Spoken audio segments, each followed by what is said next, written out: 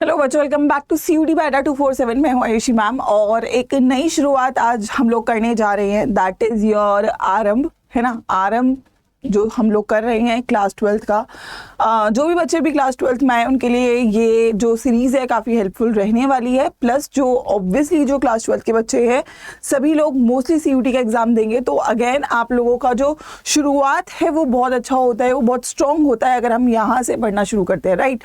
Also जिन बच्चों का CUET already चल रहा है तो वो लोगों को ऑलरेडी मेरी तरफ से बहुत अच्छी गुड विशेज़ हैं। मुझे लगता है कि मैक्सिमम बच्चों को जो कॉलेजेस है वो आराम से मिल रहे होंगे। बट अब मैं यहाँ पे बात करूँगी उन बच्चों की जो अभी अभी क्लास 12th में आए हैं। और बहुत बच्चे ऐसे होते हैं कि वो क्लास 12th को पूरा ही ऐसा निकाल देते हैं और लास्ट के कुछ 2 या 3 महीने में पढ़ाई करते हैं। लेकिन अगर मैं लास्ट के कुछ 2 या 3 महीनों में पढ़ाई करती हूँ तो मेरा रिजल्ट भी मुझे एक्सपेक्ट करना चाहिए कि यार डिपेंड करता है कि अगर मैंने 2-3 महीने में बहुत ज़्यादा भयंकर पढ़ाई कर दी तो मैं अच्छा करके आऊँगा। लेकिन ये नहीं है कि अगर आपने अपना ऑब्वियसली पूरे थ्रू आउट द ईयर अगर आपने पढ़ाई नहीं करी है तो कहीं ना कहीं आप जो रिजल्ट है उसके लिए थोड़ा श्योर कम हो जाते हैं, राइट। तो सही समय तभी है जब आप लोग क्लास 12th शुरू करते हो। आप लोग 12th के फर्स्ट मंथ से अगर आप लोग अपने बेसिक को स्ट्रॉन्ग करते हुए चलते हो तो लास्ट में आपके ऊपर बर्डन नहीं आता है, ठीक है। तो वही पर्सपेक्टिव है और वही सोच है यहाँ पर इस नई सीरीज को स्टार्ट करने की, आगाज करने की क्लास 12th और CUET के लिए। यहाँ पर हम लोग जो इम्पोर्टेंट टॉपिक्स है आपके वो डिस्कस करेंगे। जैसे कि आपका पहला चैप्टर जो है सॉल्यूशंस है। ऑलरेडी बहुत सारे चैप्टर्स हैं, यानी कि केमिस्ट्री की अगर मैं बात करूँ तो 16 में से 10 चैप्टर है जो आप लोग के 12th में आ रहे हैं, CUET में नहीं आ रहे हैं। तो हम पहले वो 10 चैप्टर ही करेंगे जो 12th में आ रहे हैं और CUET में भी आ रहे हैं, राइट। और यहाँ पर कैसे होगा, जो आपका दिन है that is Wednesday and Thursday होगी केमिस्ट्री की class. So Wednesday and Thursday के लिए 4 to 5 PM का जो आपका स्लॉट है उसमें अगर मैं बोलूँ तो आपको एक दिन हम लोग थ्योरी करेंगे और जैसे कि कल हम लोग करेंगे आज की जो टॉपिक है उसके क्वेश्चंस। तो आप लोग को रेगुलरली क्लास में रहना है, अटेंड करना है और सेशन को थ्रू आउट द जो टाइम है फॉलो करना है।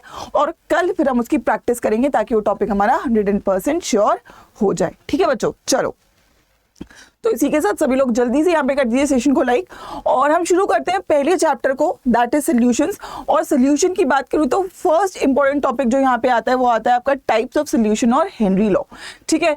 तो चैप्टर ब्रॉडली 3 हिस्सों में डिवाइडेड है, हेनरी लॉ, रॉल्स लॉ और आपकी कॉलिगेटिव प्रॉपर्टी। लेकिन शुरुआत करूंगी मैं बहुत बेसिक बात के साथ और मैं आप लोगों से पूछना भी चाहूंगी कि अगर आप लोगों से पूछे कोई कि सॉल्यूशन क्या है ना। आप लोगों ने मैटर के 3 फॉर्म पढ़े हैं, that is solid, liquid and gas, ठीक है। सॉलिड भी क्लास 12th का एक हिस्सा है लेकिन हम उसको लास्ट में पढ़ेंगे क्योंकि वो आपका क्लास 12 से डिलीट हो चुका है। गैस जो है, गैसियस फेज जो है वो आप लोग क्लास 11 में पढ़ चुके हो और क्लास 12th में जो अभी आप पढ़ रहे हो वो है लिक्विड फेज यानी कि सॉल्यूशंस, ठीक है। तो सॉल्यूशन को अगर कोई ब्रॉडली जस्टिफाई करे तो आप क्या बोलोगे मैम, सॉल्यूशन क्या है? क्या है सॉल्यूशन? सॉल्यूशन मैम किसी चीज का मिक्सचर है ना। किसी 2 चीज को या 3 चीज को या 4 चीज को आप मिक्स कर दो तो जो चीज बन रही है वो एक सॉल्यूशन है। लेकिन एक वर्ड यहाँ पे यूज किया जाता है मिक्सचर से पहले, वो बच्चों वर्ड क्या होता है, that is homogeneous mixture, right. So solution एक होमोजीनियस मिक्सचर है। चैट सेक्शन में आप लोग मुझे बताएंगे होमोजीनियस का मतलब क्या होता है बच्चों, what do you mean by homogeneous. अगर मैं बेसिक बात करूं तो होमोजीनियस का मतलब क्या होता है, सेम, या मैं बोलूंगी यूनिफॉर्म।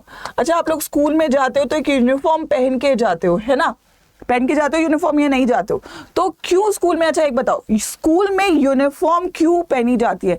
क्यों नहीं आपको ऐसा कहा जाता है कि यार आप अपने घर के एक मस्त कपड़े पहन के आओ, कोई बच्चा जीन्स टॉप पहन के आ रहा है, कोई बच्चा येलो कलर की टी शर्ट पहन रहा है, कोई ब्लू पहन रहा है, सो अपनी मर्जी से सब लोग कपड़े पहन रहे हैं, तो क्यों यूनिफॉर्म डाली जाती है? Why is uniform introduced in school? School में क्यों यूनिफॉर्म का इस्तेमाल किया जाता है? कोई है यहाँ पे जो मुझे बताएगा चैट सेक्शन में, यस और नो? क्या होगा? देखो, बेसिकली स्कूल में हमें सबको एक इक्वल लेवल पे लाना होता है। स्कूल में हर बच्चा इक्वल है, चाहे वो कहीं से भी आता है, उसकी फैमिली हो सकता है किसी बच्चे की जो फाइनेंशियली है वो बहुत स्ट्रांग है, कोई बच्चा फाइनेंशियली उतना स्ट्रांग नहीं है। तो ऑब्वियसली अगर मैं बच्चों को फ्रीडम दे दूं कि भाई तुम्हें अपनी मर्जी से जो भी करके आना है वो करो, तो कहीं ना कहीं मैं इक्वालिटी मेंटेन नहीं कर सकती हूँ। यानी कि यूनिफॉर्म डाली गई है ताकि सब कुछ वहां पे यूनिफॉर्म यानी कि सेम रहे, यानी कि इक्वल रहे। तो यहाँ पे अगर मैंने मिक्सचर कि सामने वर्ड डाला है होमोजीनियस, इसका मतलब क्या है, मैं यूनिफॉर्मिटी लाना चाहती हूँ सोल्यूशन में, यानी कि वो सोल्यूशन थ्रू आउट क्या है, सेम है, यानी कि उसकी कंपोजिशन और उसकी प्रॉपर्टी यानी कि उसकी बनावट और उसकी कैरेक्टरिस्टिक्स हर जगह से सेम है। अगर मैंने एक पानी में चीनी डाली है तो चीनी का जो पानी है तुम उसका फर्स्ट सिप लो या लास्ट सिप लो, आपको वही सेम टेस्ट आने वाला है हर जगह से, यानी कि वो सोल्यूशन क्या है, होमोजीनियस है। तो सोल्यूशन केवल होमोजीनियस मिक्सचर्स को ही बोला जाता है। अगर कोई मिक्सचर आपका होमोजीनियस नहीं है, हेट्रोजीनियस है, जैसे कि आपने पानी में मिट्टी डाल दी, अब मिट्टी कुछ टाइम तक तो ऊपर तैरेगी बट कुछ टाइम के बाद नीचे जाके बैठ जाएगी, तो अब वो सोल्यूशन क्या होमोजीनियस है, नहीं मैम, ऊपर तो मिट्टी नहीं है नीचे मिट्टी है, तो ये क्या हुआ, हर जगह से सेम नहीं है, तो ये क्या है, एक हेट्रोजीनियस टाइप का सोल्यूशन नहीं, मिक्सचर हो गया, राइट। सो यहाँ पे सोल्यूशन क्या होगा आपका, एक होमोजीनियस मिक्सचर होगा। क्लियर है पहली बात। तो होमोजीनियस मिक्सचर क्या होंगे अगर इनके लिए बात करें तो ये क्या होगा, that has uniform composition and properties, ठीक है, थ्रू आउट द सोल्यूशन।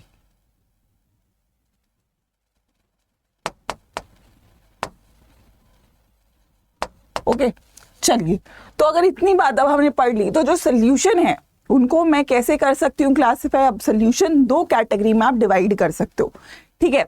अब सोल्यूशन किससे बनता है, सबसे पहली बात, सोल्यूशन बनता है दो चीजों से, जिसको हम बोलते हैं क्या, सोल्यूट और सॉल्वेंट। किससे बनता है, सोल्यूट और सॉल्वेंट। सो पहली कैटेगरी है कि आप इसको नंबर ऑफ कंपोनेंट्स के बेसिस पे कर दो, मतलब हो सकता है एक सोल्यूशन दो चीजों से बना है, दो तो मिनिमम है, या तीन से बना है या चार से बना है, ठीक है। अगर दो से बना है तो एक बाइनरी सिस्टम है, ठीक है, तीन से बना है तो एक टर्नरी सिस्टम है, ठीक है, चार से बना है तो एक टर्नरी सिस्टम है। लेकिन इस चैप्टर में आप केवल बाइनरी सिस्टम्स पढ़ते हैं, यानी कि आप केवल टू कंपोनेंट सिस्टम पढ़ते हैं, यानी कि जिसमें आपका एक सोल्यूट होता है और एक सॉल्वेंट होता है। तो वो सोल्यूशन जिसमें एक सोल्यूट और एक सॉल्वेंट है वो आप लोग इस चैप्टर में पढ़ते हो, ठीक है। अच्छा मैम, अब दूसरा तरीका क्या है, दूसरा तरीका है यार क्लासिफाई करने का कि अब देखो मैटर तीन फॉर्म में है, सॉलिड है, लिक्विड है, गैस है। तो आप अपने सोल्यूट को सॉलिड कर सकते हो, सोल्यूट को लिक्विड कर सकते हो, सोल्यूट को गैस कर सकते हो। ऐसे ही आप सॉल्वेंट को सॉलिड कर सकते हो, सॉल्वेंट को लिक्विड कर सकते हो, सॉल्वेंट को गैस कर सकते हो। तो ये भी तीन फेसेस में एग्जिस्ट कर सकता है, ये भी तीन फेसेस में एग्जिस्ट कर सकता है। तो अगर टोटल नंबर ऑफ कॉम्बिनेशंस आप लगाओ परम्यूटेशन कॉम्बिनेशन करके, तो कितने टाइप के सॉल्यूशन बन सकते हैं, 9 टाइप के सॉल्यूशन बन सकते हैं अगर आपने फेसेस को चेंज कर दिया तो, ठीक है भाई। तो पेपर में सवाल आ जाता है यहां से।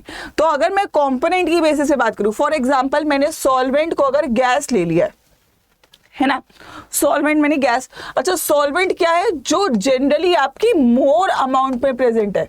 अगर आपने फॉर एग्जांपल 1 ग्राम चीनी को किसमें 100 ग्राम पानी में डिसॉल्व करवाया, तो जो ज्यादा है वो सॉल्वेंट है, तो 100 ग्राम पानी, तो मतलब पानी क्या है, सॉल्वेंट है, और 1 ग्राम चीनी यानी कि चीनी क्या है, सोल्यूट है, यानी कि जो ज्यादा अमाउंट में है वो क्या है, सॉल्वेंट। अब सॉल्वेंट अगर मेरा तीनों सिस्टम में क्या है, गैस है, एक बार सोल्यूट सॉलिड लिया, एक बार सोल्यूट मैंने गैस लिया, फिर लिक्विड लिया, फिर सॉलिड लिया, गैस इन गैस मतलब दो गैसेस को मिक्स कर दो, एयर, आप हवा में सांस ले तो नाइट्रोजन भी है, CO2 भी है, O2 भी है, भाई बहुत सारी गैसेस है। तो ये जो एयर क्या है, ये एक होमोजीनियस कैसे मैम, अब आप यहाँ पे इस कमरे में खड़े होके सांस ले रहे हो उतना ही ऑक्सीजन है, आप कमरे के बाहर जाके सांस ले रहे हो उतना ही। अगर मैं सेम लेवल पे बात करूँ, अगर मैं अब ये नहीं कि आप बोलो कि मैम आप लोग अर्थ लेवल पे हो और आप लोग मैम पहाड़ पे चढ़ गए हो, तो मैम यहाँ पे तो ऑक्सीजन ज्यादा है, पहाड़ पे ऑक्सीजन कम है, वो वाला डिफरेंस की बात नहीं कर रहे हैं। बट बेसिकली अगर आप जनरलाइज वे में देखोगे तो एक पर्टिकुलर लोकेशन पे जो एयर की कंसेंट्रेशन है, जो एयर का कंपोजिशन है, वो आपका सेम रहता है, राइट। सो अगेन एयर क्या है, एक होमोजीनियस एग्जाम्पल है, होमोजीनियस मिक्सचर का एग्जाम्पल है for gas in gas type of component. अगर लिक्विड इन गैस की बात करो तो जैसे क्लोरोफॉर्म को आपने नाइट्रोजन गैस में डिसॉल्व करवा दिया, किसी भी गैस को लिक्विड को गैस में डिसॉल्व करवा दिया। नेक्स्ट अगर मैं सॉलिड इन गैस की बात करूं तो कैम्फर क्या होता है, कपूर, दैट इज सॉलिड, उसको आपने नाइट्रोजन गैस में मिक्स करवा दिया, तो अगेन सॉलिड इन लिक्विड। तो ये तीनों एग्जांपल किसके हैं, आपके components in your gaseous face. आओ अच्छा, उसके बाद अब अगर मैं बात करूं गैस इन लिक्विड, अगर आपने एक लिक्विड में गैस, बहुत बढ़िया एग्जांपल है क्या, वाटर इन ऑक्सीजन। आप लोग मुझे एग्जांपल दो चैट सेक्शन में, दूसरा एग्जांपल क्या हो सकता है इसका। अब पानी जहाँ पे आपकी मछलियां रह रही हैं, पेड़ पौधे रह रहे हैं, पॉन्ड्स में, रिवर में, तो क्यों जी पा रहे हैं, क्योंकि पानी में क्या है, ऑक्सीजन है। ऑक्सीजन क्या है, गैस है, तो गैस किस में है, पानी में है। तो एग्जाम्पल किसका हो गया, एक मिक्सचर का, एक ऐसे सोल्यूशन का जहाँ पे गैस इन लिक्विड का केस बनता है। एक और एग्जाम्पल क्या हो सकता है, कोल्ड ड्रिंक्स हो सकता है। कोल्ड ड्रिंक में क्या होती है, CO2 गैस इन वाटर, तो गैस इन वाटर का एग्जाम्पल अगेन आपका कोल्ड ड्रिंक भी बन जाती है। ठीक है, आइए अगला एग्जाम्पल, लिक्विड इन लिक्विड। अगर मैं दो लिक्विड्स को मिक्स कर दूं तो बहुत सिंपल एग्जांपल है, सबसे सिंपल लिक्विड लिक्विड बनाना ही है। ठीक है, क्योंकि लाइक को लाइक में डिसॉल्व कर रहे हो। ठीक है, तो भाई इथेनॉल या इन वाटर, अब किसी भी लिक्विड को लिक्विड में डिसॉल्व कर दो तो वो क्या हो जाएगा, लिक्विड इन लिक्विड। भाई अल्कोहल को पानी में मिक्स करना है ना। आइए सॉलिड इन लिक्विड, अगेन ये सबसे कॉमन एग्जांपल है, चीनी को डाल दो पानी में, नमक को डाल दो पानी में, ग्लूकोज को डाल दो पानी में, यूरिया को डाल दो पानी में। किसी भी सॉलिड को अगर आप पानी में डाल के एक यूनिफॉर्म सोल्यूशन बना पा रहे हो तो किसका एग्जांपल होगा, सॉलिड इन लिक्विड टाइप के सोल्यूशन का। ठीक है भाई, ओके। चलिए उसके बाद आखिरी तीन क्या हो जाएंगे, सॉलिड। अगर मैंने सॉल्वेंट लिया तो अगर मैंने गैस को सॉलिड पे डाला तो ये यहाँ पे होता है एडसॉर्प्शन, यानी कि जो गैस है वो सॉलिड की सरफेस पे आके रुकेगी। ठीक है, तो जैसे कि इसका एग्जांपल होता है, ये आप लोग पढ़ते हैं ऑर्गेनिक केमिस्ट्री में, एक कैटलिस्ट होता है। हाइड्रोजन गैस को पैलेडियम पे डाल देते हैं, हाइड्रोजन गैस को आप निकल पे डाल देते हो, तो यहाँ पे क्या होता है, हाइड्रोजन गैस इस मेटल की सरफेस पे आके रुक जाती है। तो ये क्या हो गया, अगेन एक मिक्सचर बन गया, सोल्यूशन बन गया है solid in solid, gas in solid का। ठीक है, अब लिक्विड इन सॉलिड, अब देखो अमेलगम इन मरकरी, मरकरी इकलौता ऐसा मेटल है जो क्या होता है, लिक्विड फॉर्म में होता है। ठीक है, तो क्या हो जाएगा, लिक्विड को आपने सॉलिड पे डाला तो लिक्विड इन सॉलिड अगेन। तो एक और एग्जांपल, सॉलिड इन सॉलिड का एग्जांपल क्या होते हैं, आपके अलॉयज होते हैं। ठीक है, जो भी अलॉयज, जैसे आपका ब्रास हो गया, ठीक है, आपका ब्रॉन्ज हो गया, ऐसे ही आपने कॉपर और सोने को मिला दिया, थोड़ा सा मिलावट कर दिया, तो दो आप मेटल को, जब दो मेटल को आप एक यूनिफॉर्म कंपोजिशन में मिक्स करते हो तो बनते हैं अलॉयज, और अलॉयज किसके एग्जांपल है, सॉलिड इन सॉलिड।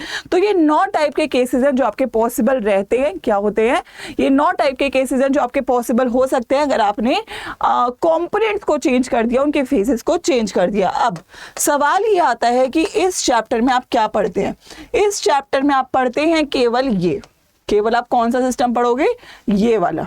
ठीक है, ये चैप्टर में हम कौन सा सिस्टम पढ़ते हैं, केवल और केवल जिसमें हम लोगों का जो सॉल्वेंट है वो क्या है, लिक्विड है। चैप्टर में हमने 3 चीजों को ही पढ़ना है। ठीक है, पहले वाले के लिए आप पढ़ते हैं हेनरीज लॉ, यानी कि जब भी गैस इन लिक्विड का सिस्टम होगा तो हेनरीज लॉ से सवाल आएगा, जब भी लिक्विड इन लिक्विड का रहेगा तो रॉल्स लॉ से सवाल आएगा, और जब लास्ट सॉलिड इन लिक्विड रहेगा तो कोलिगेटिव प्रॉपर्टी से आएगा।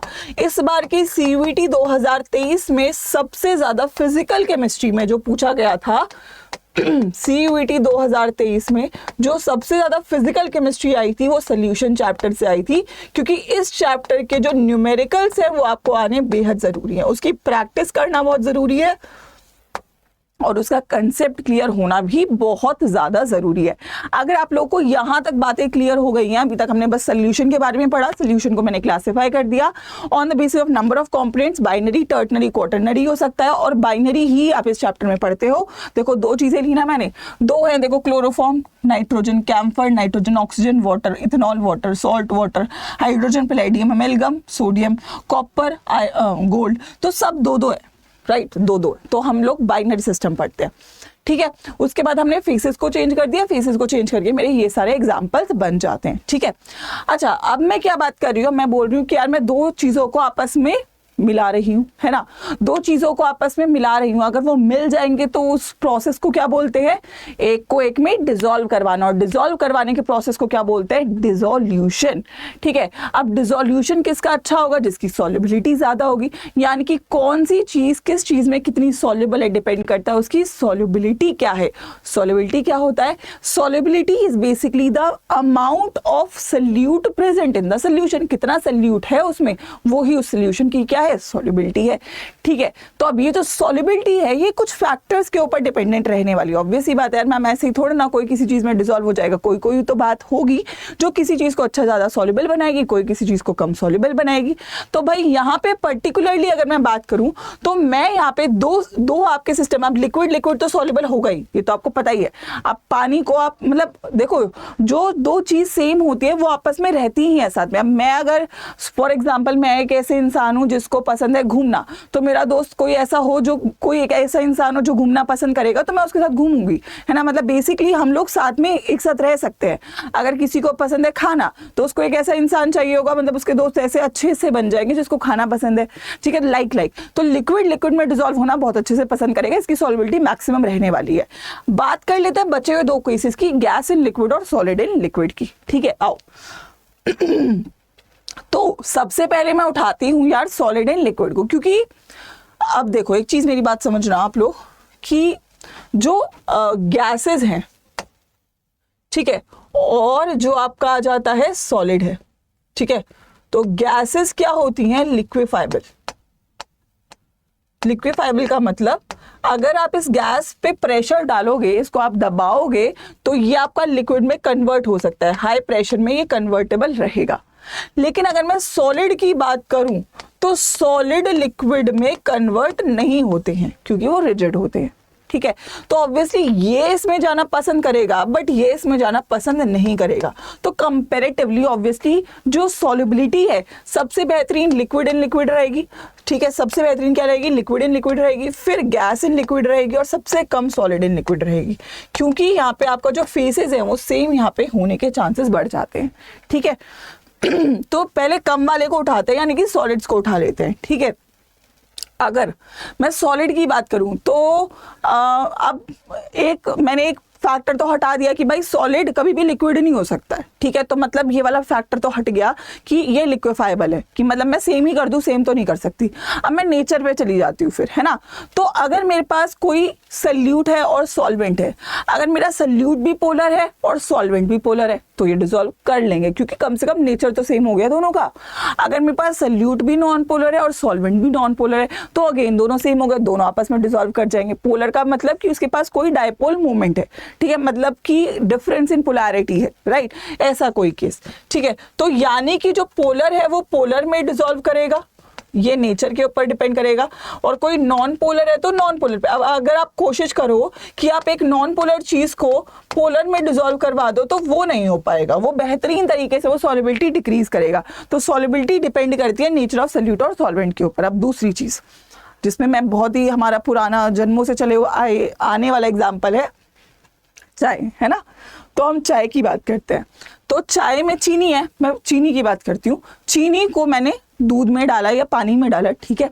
अब मैं चाय कैसी पीती हूँ, गरम, है ना, गरम पीते हैं। क्यों गरम पीने में चाय मजा आता है, क्योंकि यार गरम जब वो होता है तो उसमें जो चीजें मैं डाल रही हूँ ना उनका फ्लेवर अच्छा आता है। क्यों, क्योंकि वो अच्छा डिसॉल्व होते हैं। यानी कि मैं क्या बोलना चाहती हूँ यहाँ पे, मैम ये बोलना चाह रहे हैं हम कि किसी भी सॉलिड इन लिक्विड सिस्टम में अगर आप टेम्परेचर बढ़ाओगे तो सॉल्युबिलिटी बढ़ेगी, यस और नो, क्योंकि सॉल्युबिलिटी बढ़ रही है तभी तो मुझे अच्छा फ्लेवर आ रहा है ना। अगर सॉल्युबिलिटी कम होगी तो अच्छा फ्लेवर नहीं आएगा। तो अच्छा, चाय बनाने में क्या दी जाती है, उसको हीट दी जाती है। चाय को गर्म करोगे तभी तो चाय बनेगी, यानी कि हीट दी जा रही है। हीट देने वाले प्रोसेस को क्या बोलते हैं, एंडोथर्मिक। तो अगर मैं किसी सॉल्यूट को सॉल्वेंट में डिसॉल्व करवा रही हूँ और अगर वो एक प्रोसेस क्या है, एक एंडोथर्मिक प्रोसेस है, कैसा है, एक एंडोथर्मिक प्रोसेस है, उस केस में टेम्परेचर बढ़ाने पर सॉल्युबिलिटी बढ़ेगी। ये बात आप लोग को याद रखनी पड़ेगी, है ना। एग्जाम्पल चाय के केस में याद रखोगे, ठीक है, चाय के केस में याद रखोगे, चाय में गर्म पीती हूँ यानी टेम्परेचर ज्यादा सॉल्युबिलिटी ज्यादा। बचा हुआ इसका उल्टा याद रख लेना कि अगर कोई एक एक्सोथर्मिक रिएक्शन है जो हीट रिलीज कर रहा है डिसॉल्व करने के बाद, तो उस केस में टेम्परेचर बढ़ाने से सॉल्युबिलिटी आपकी डिक्रीज होगी। ठीक है, क्या होगी, डिक्रीज हो जाएगी। ओके है, कोई दिक्कत यहाँ तक कोई परेशानी नहीं होनी चाहिए। कुल मिला के मैं एक और बार रिपीट कर देती हूँ अपने आप को कि जब मैं एक सॉलिड को लिक्विड में डाल रही हूँ और वो खुद डिसॉल्व अच्छे से नहीं हो पा रहा है, उसको मुझे हीट देनी पड़ रही है। अब मैंने पानी में अगर चीनी डाल के छोड़ दी तो क्या वो डिसॉल्व होगी, मतलब ऑब्वियसली मुझे मिक्स करना पड़ेगा, है ना, तब जाके वो डिजोल्व होगी, बट तब भी मेरे को मतलब ज़्यादा एफर्ट डालना पड़ेगा इन कंपैरिजन टू अगर मैंने पानी को उबाला और उसमें मैंने चीनी डाली तो वो आराम से उसमें डिजोल्व हो जाएगी। दैट मीन्स कि उसको हीट करने पे सॉल्युबिलिटी बढ़ रही है, यानी कि हीट करना इज अ एंडोथर्मिक प्रोसेस। तो एक एंडोथर्मिक प्रोसेस में जब मैं सॉलिड को लिक्विड में डाल रही हूँ उस केस में हीट कर रही हूँ, टेम्परेचर बढ़ा रही हूँ, सॉल्युबिलिटी बढ़ रही है। ठीक है, तो एक एंडोथर्मिक प्रोसेस में टेम्परेचर बढ़ाने पे सॉल्युबिलिटी बढ़ेगी और उसका उल्टा होगा एक एक्सोथर्मिक प्रोसेस में टेम्परेचर बढ़ाने पे सॉल्युबिलिटी घटेगी। लास्ट फैक्टर है प्रेशर का। अभी मैंने आपको बोला था कि जो सॉलिड्स हैं यार वो ना लिक्विड में कन्वर्ट नहीं होते हैं। क्यों? मतलब बहुत रेयर केस में हुए तो हुए, बट जनरली लिक्विफाइबल नहीं होते हैं। क्यों? क्योंकि जो सॉलिड्स होते हैं वो क्या होते हैं? सॉलिड क्या होते हैं? रिजिड होते हैं और इनकम्प्रेसिबल होते हैं। क्या होते हैं? इनकम्प्रेसिबल।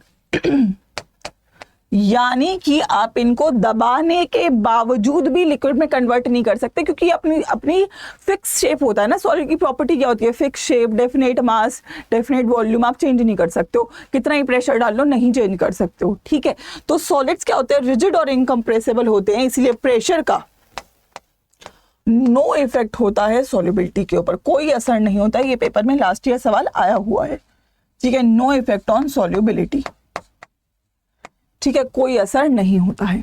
ऑलराइट, सो ये सॉलिड इन लिक्विड का सॉल्युबिलिटी का फैक्टर वाला केस यहाँ पे कंप्लीट होता है। और अब हम बढ़ते हैं अगली चीज की तरफ, वो है गैस इन लिक्विड। अब गैस इन लिक्विड, मैंने अभी आपको बोला गैसेस क्या हैं? लिक्विफाइबल हैं। ठीक है, और जो बेहतरीन तरीके से लिक्विफाइबल होगा, जितना अच्छी गैस लिक्विफाइबल है उतना अच्छा वो लिक्विड बनेगा, उतना अच्छा सॉल्युबल होगा।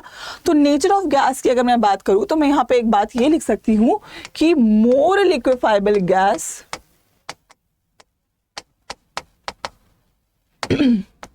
is more soluble in water बोल रही हूँ या मतलब लिक्विड। ठीक है, जो गैस जितनी ज्यादा लिक्विफाइबल होगी उतनी बेहतरीन क्या होगी? सोल्यूबल होगी। आओ अगली बार टेम्परेचर। चलो, तो टेम्परेचर के लिए अगेन हमारा एक बचपन से चलता हुआ एग्जाम्पल है, क्या है? कोल्ड ड्रिंक का। चलिए आप बताइए, कोल्ड ड्रिंक ठंडी पीते हो या गर्म पीते हो? और ये बच्चों को मैंने एम्बिशन बैच में ये चैप्टर हम लोग ऑलरेडी स्टार्ट कर चुके हैं और उसमें हम काफ़ी डिटेल में इस चैप्टर को कर रहे हैं। तो एम्बिशन बैच में मैंने एग्जांपल दिया था और अगर हमारे साथ वो बच्चे हैं तो ऑब्वियसली वो उसको रिलेट कर पाएंगे, बट आप लोग अगर रिलेट कर पा रहे हो तो देखो, आप लोगों ने कभी ऐसा एग्जाम्पल किया है कि आपने सुबह वैसे पीनी तो नहीं चाहिए, बट फॉर एग्जांपल अगर आपने पी, आपके पास कुछ आया खाने के लिए और आपने कहा कि यार चलो आज कोल्ड ड्रिंक पीते हैं, फ्रिज में रखी थी तो आपने कोल्ड ड्रिंक की बोतल निकाली, उसे पिया, बढ़िया मज़ा आया। फिर आप लोग थोड़ा सा टीवी देखने लग गए या गेम खेलने लग गए फ़ोन में और बोतल आप बाहर ही रखी हुई छोड़ दी आपने, आप उसको अंदर नहीं रख पाए कमरे में, मतलब फ्रिज में वापस नहीं रख के आए। अब दोपहर हो गई और दोपहर के बाद शाम हो गई और वो बाहर ही रह गई। फिर आपकी मम्मी आई, वो अभी मार्केट गई हुई थी, वो ये सोच के गई थी कि बच्चे घर का ध्यान रखेंगे, पर बच्चे मस्त गेम खेल रहे हैं अपना, है ना। तो मम्मी ने कहा भाई ये तुमने क्या कर रखा है, कोल्ड ड्रिंक की बोतल बाहर रखी हुई है, ये तो पूरी की पूरी खराब हो गई, है ना। तो आप कहोगे कि नहीं नहीं खराब नहीं हुई, मैं पी के दिखाता हूँ। तो फिर आपने कहा कि चलो मैं पीता हूँ, तो आपने पी और आप बोलोगे यार मैम इसमें तो वो टेस्ट ही नहीं आ रहा, है ना।